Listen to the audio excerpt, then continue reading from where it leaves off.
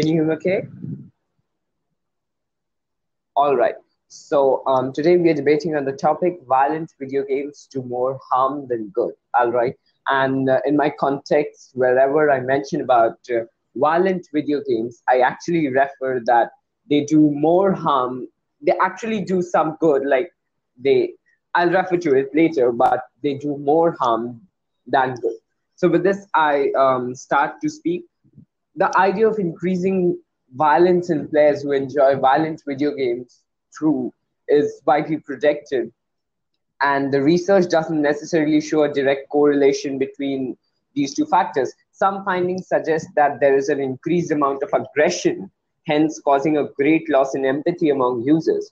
And few argue that it is a short term impact rather than a long term impact.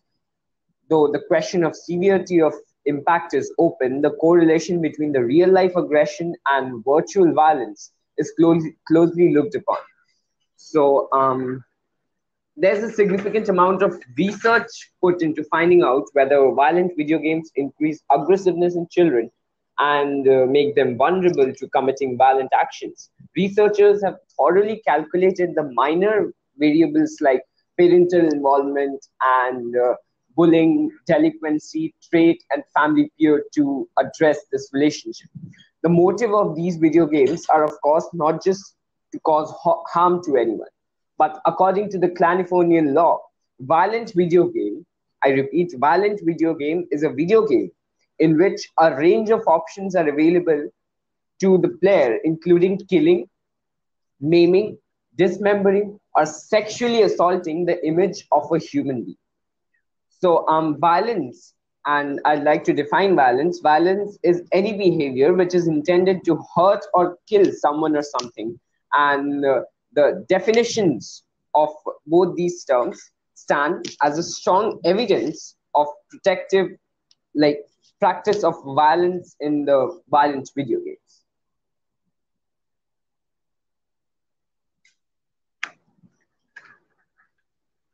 All right, so I would, since the time is less, I'd like to pass on the mics and the next I follow the research.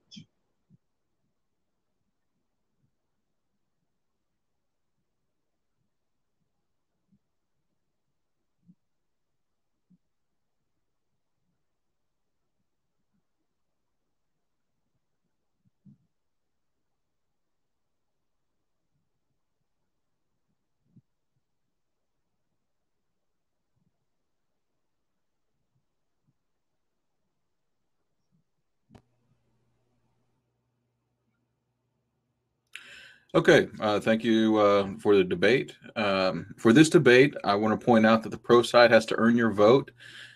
He must demonstrate that violent video games do more overall harm than good. On the other side, I have to earn your vote by demonstrating that violent video games do more good than harm. To do this, I'm going to present two arguments. The first is the physical good that playing violent video games can do. It's true that some video games are violent, but that's not all they are. Take a game like Call of Duty. A cognitive researcher named Daphne Bolivier, during a TED Talk, pointed out that playing violent action video games increases vision in regular game players by making them more able to resolve small detail in context of clutter, as well as resolving different levels of gray, which can help them, if you're driving in a fog is the example she used, you'll be able to see the car in front of you a lot better than someone who does not regularly play video games. Secondly, she said that playing these violent action video games resolves conflicts in attention and allows regular players to track objects in space better. So by playing these games, players are able to pay more attention to what's going on around them. Now, finally, she pointed out that playing action video games nearly doubles the object of attention for individuals that they can keep track of. If most individuals who don't play video games can only keep track of 3 objects, where regular game players can keep track to up to 6 objects. Now, this comes in when they whenever they start playing. My second argument is going to come in the social aspect of gaming. It's clear that many peer groups stay in touch by doing video games. And so this spans time. The average video game player currently is 33 years old, meaning that they've been playing and probably playing with the same group of people for decades. Now, this also allows for these players to meet daily and interact with people from all over the world, especially current gaming systems. So here we have physical changes that happen to the brain that are good, plus social aspects of the brain that are good. All this from playing video games in general and specifically violent video games. All right. I'm going to pass the mic back to you.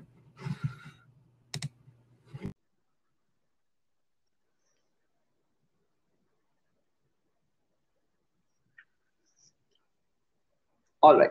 So to counter some things you said, so I'll present you a research. Game platforms are increasingly available to the people today, and a lot of time is spent in it, from rapid disappearance in the past to rapid growth. Video games have raised a great, through the past, they have raised a lot, and there has been a rapid growth. So video games have raised a great among the people today. Some researchers today argue that it has brought a casual risk to humans. According to the Hollingdale and Grietemeyer research done in 2014, much of the research that has provided evidence to indicate the negative effect of the violent video game has utilized the general aggression model, GAM, which is a widely possessed model for understanding media effects. The GAM possesses that cognition, affect, and arousal mediate an individual's perception of a situation. Thus, in the short term, the video game may temporarily increase aggression through the activation of one or more of these domains. This hints that the designing of a video game is intended to addict the users. The human mind is aroused to react to those savvy video presentation skills. Today, because of technical advancement, even a virtual platform seems to give a real-time experience to people. The features like multiplayer takes the user beyond the realm of vitality and gives them a heightened sense of being a part of that action. So one more research I'd like to present is that in the experiment conducted by Carnegie, Andreessen, and Bushman in 2007, the participants completed measures of video game preferences and trait aggressiveness. Participants then played either a violent or a non-violent game for nearly 20 minutes. Afterwards, they watched a 10-minute videotape containing scenes of real violence, while heart rate and galvanic skin response, that is GSR, they were all monitored by the researchers.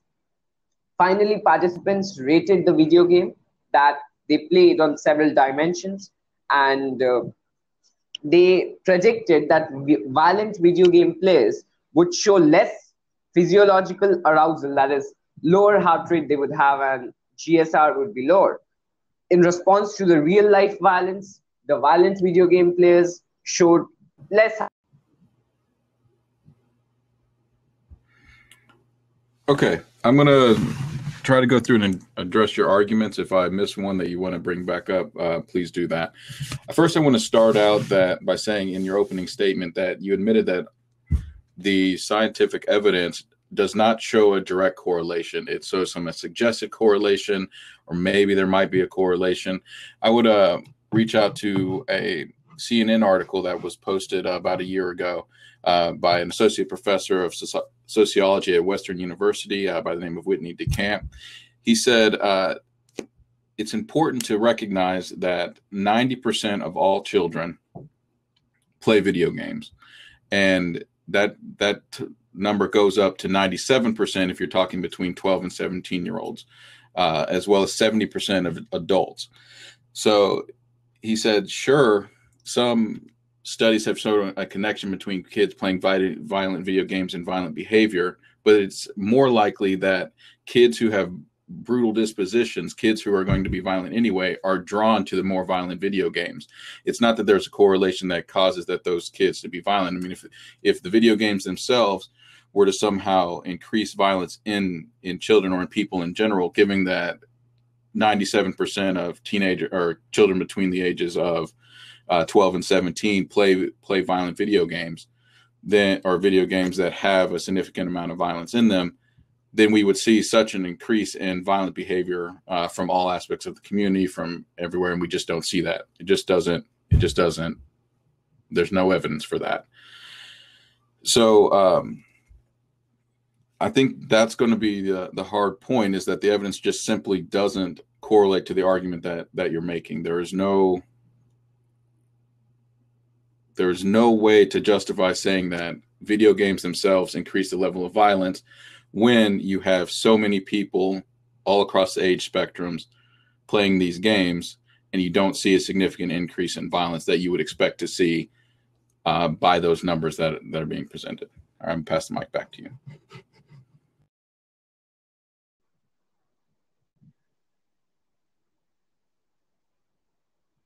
All right, so let me continue with this research, and then I'll counter what you said.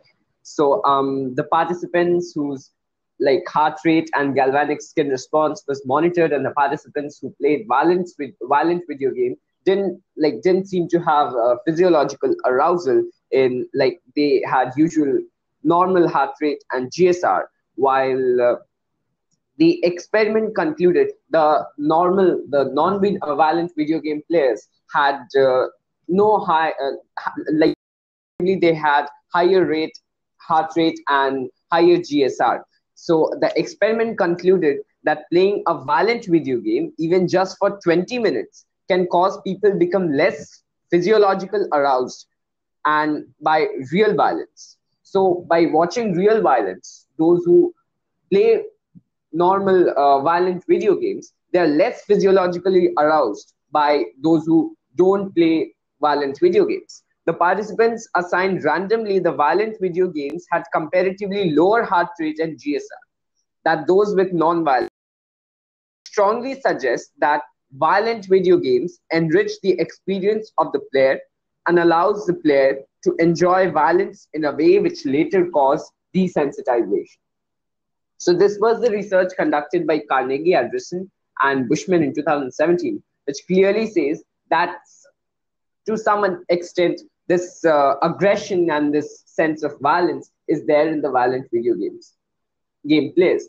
And regarding what you said, that majority is playing violent video games, but everything that the majority is doing isn't good, I should say.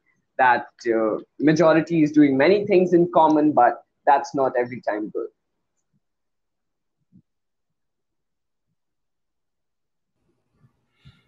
Okay, to summarize what the argument that you're making in the research, the way that I understand it, it is showing that people who play violent video games, even for a short period of time, become desensitized to violence.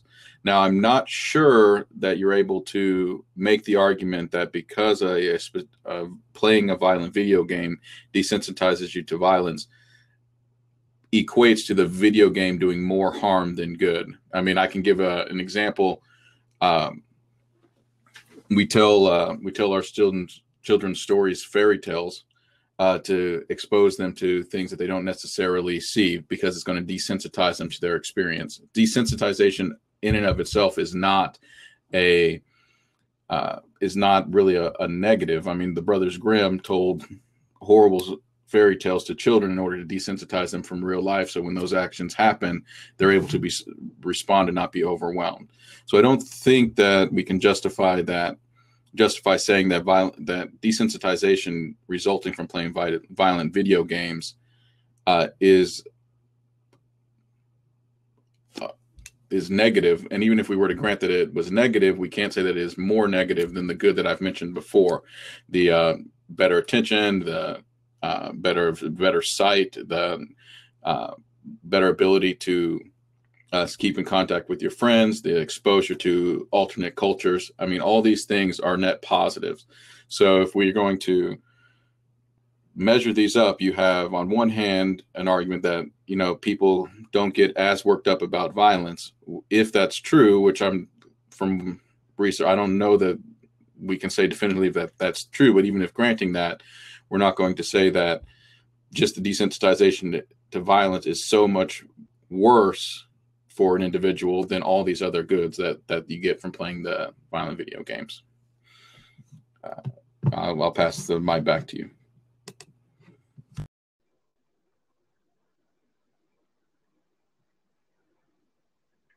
All right. So one point that you said that it provides the children with better sight, I would like to contradict that playing continuous video games doesn't provide better sight. So instead, it damages the sight. So one more research I have regarding aggression provided by video games. This research is done by Milani, Kamisaka, Caravella, Ionio, and Miragoli. These are the names of researchers. So these researchers in 2015 studied whether through violent video games anywhere is aggression interlinked.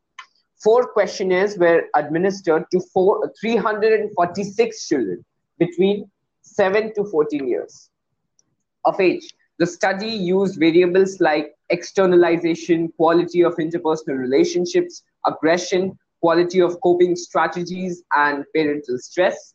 The participants who played violent video games showed higher scores of externalization and aggression. In addition, the use of violent video games and age were linked to higher level of aggression and parental stress, said Milani. This particular research was done to access 4 different hypotheses, which makes the study extensive and credible.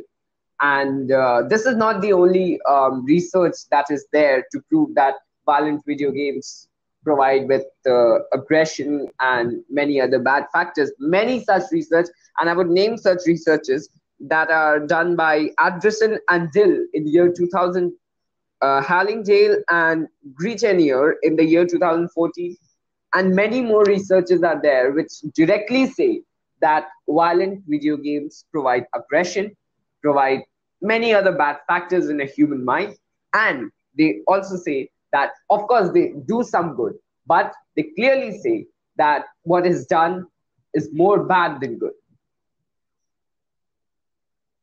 All right, I'm just going to have to challenge the conclusions that you're coming to on that. I'm looking at the same research that I mentioned earlier, and it says that when it comes down to aggression, it's broke it down into several examples. For hitting, it says that predicting hitting someone with the intention of hurting them, it shows that playing violent video games had no impact on whether students would do that or whether children would do that.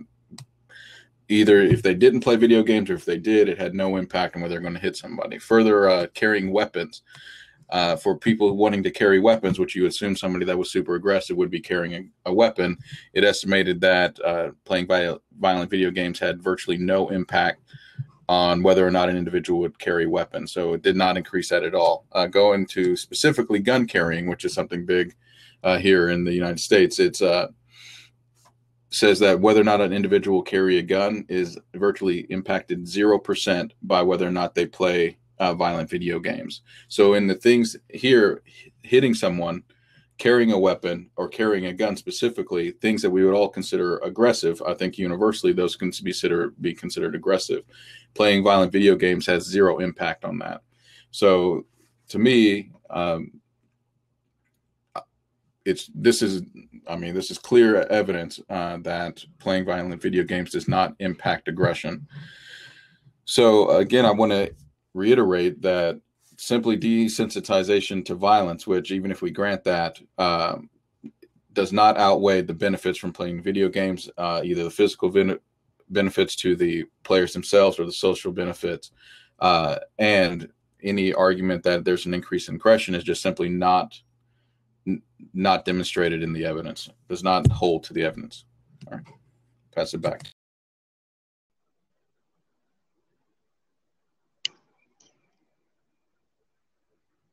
All right. So, some points that you made, that they have, like carrying guns and many other bad factors, don't have an effect on child's mind, and they do nothing if we play violent video games. So, looking at a child's basic mentality, what do they do? A small child, what does he do? If he sees someone doing something, and if he likes that, he even wants to do that.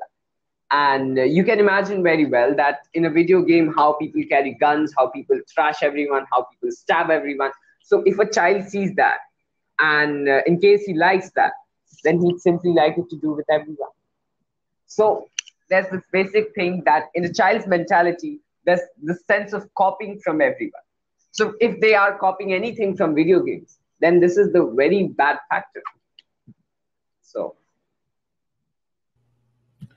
I think the point is, if what you're saying were true, that would be something that we need to worry about. I think what it just demonstrated by this research here is what you're saying is not true. It just demonstrates a misunderstanding of a child's mentality. If a child likes to play violent video games with his buddies, all that means is he likes to play video games. It doesn't correlate to whether or not he's going to be hitting more in public. It doesn't correlate to whether or not he's going to be carrying weapons. It doesn't correlate to whether or not he's going to be carrying guns.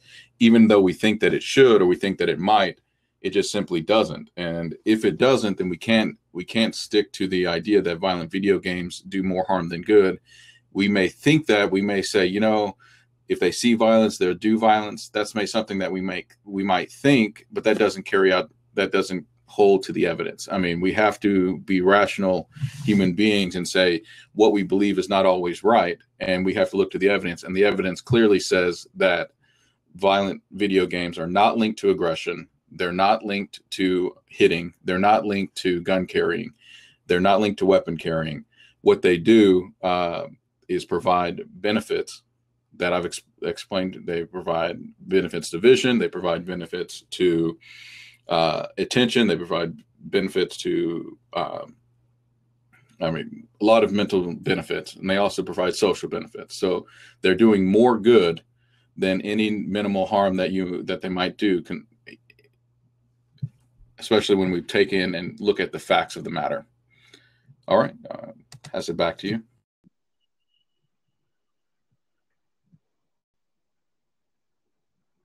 all right. So you said about evidences, and I would like to say that here too I have evidences which clearly state that there's sense of aggression in child if video games are played. And I just read out some evidences, I think, like the research in 2015 by Milani, Kemkesa, and Caravella, that clearly states, and children choose their violent video games. They showed that they have had more level of aggression, and they had more parental pressure, and they had like more levels and things which are bad in them. So I would not agree that, I would not say that your evidences are wrong, and I would not say that my evidences are wrong, of course.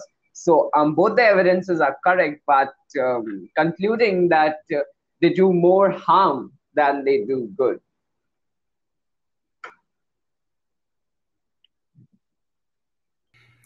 All right. I want to go back to the comment that you did make in your opening statement, where you said that in the research that you did, that does not show a direct correlation, that there are just some suggestions, some implications that maybe there's going to be an increase in violence and an increase in aggression. I provided evidence earlier in my opening statement that showed demonstrated benefits to playing the games. They are correlated. If you play these violent action video games, your vision will get better. Your attention will get better. These things are known goods that you can demonstrate. If you want to go play a video game for 2 or 3 hours a week, and you'll become better at these tests. You'll be able to hold those things even if you stop playing for months. This is something that it rewires your brain to make your brain better. So we'll use this in a way to enhance individuals by giving them these opportunities. So these are demonstrated goods compared to what you're arguing with is a non-correlated possible negative, a negative which I have shown through evidence that just simply doesn't relate to the evidence that we're seeing, that aggression is not linked to violent video games. So you have 2.5 left. I'm going to pass it over so that you'll be able to do your closing statement, and then I'll close it out.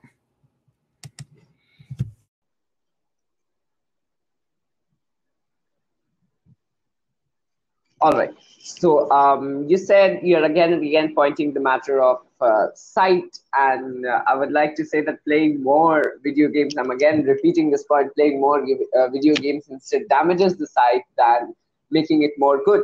And regarding the attention, you were saying of attention, that it improves attention.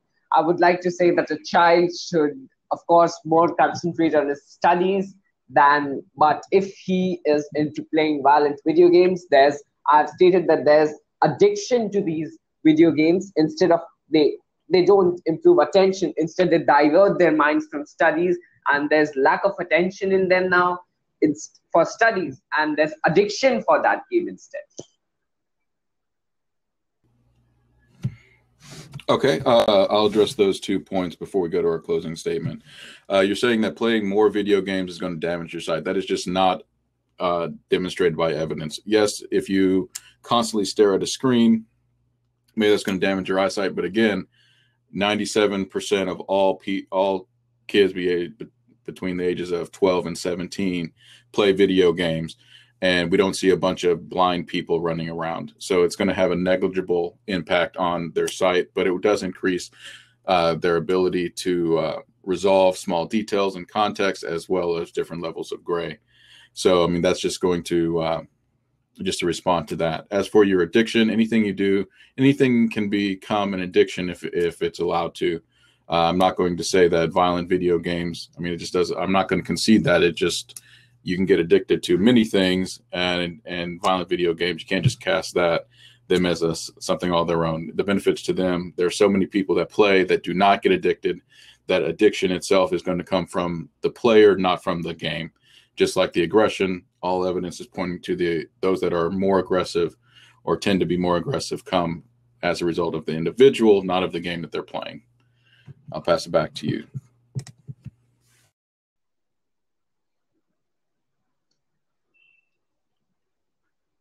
All right. So regarding the sight thing you were telling, I'd read of some certain statistics that state that I don't remember of the year, but from older times till, if we see today, 2017, children below 18 have more spectacles than they had before. Like, they had a raise in power of spectacles, and they had problems like hypermyopia and myopia. More by watching the TV, like playing video games, computer. These all affect like the eyesight, and you can see the clear instance here because I'm not yet 18 and I've got specs here. So my concluding statement I would make is that violent video games definitely do good. Like, they, as you said, they sometimes, like, okay, they do some good, but more, I would like to say, I'm again and again repeating this, that they do more harm than they do good, because many reasons to state that, which I've earlier stated, and many researchers, like I've just stated 3. So there are many more things, many more harms, instead the good, that they half attention and half addiction, and instead they improve eyesight. So apart from that, they do more harm. These are not some very good things, like they improve eyesight, and they improve and half they. All right, I'm just going to close it out here. As I said in the beginning, in order to vote pro would have demonstrated that violent video games do more harm than good. To vote con, I should have demonstrated that violent video games do more good than harm. I think I've clearly demonstrated that violent video games do more good than harm, while pro has failed to demonstrate that violent video games demonstrate conclusively that violent video games do necessarily do more harm than good. Again, some of the pros to playing violent video games: increase in attention, increase in vision, and increase in social connectivity. These are all wonderful goods. Being able to resolve small details, become better drivers, being able to hang out with your friends, playing video games. So if you're mad about people who play violent video games, then I'm just saying it all boils down to hate the player, don't hate the game. Take care.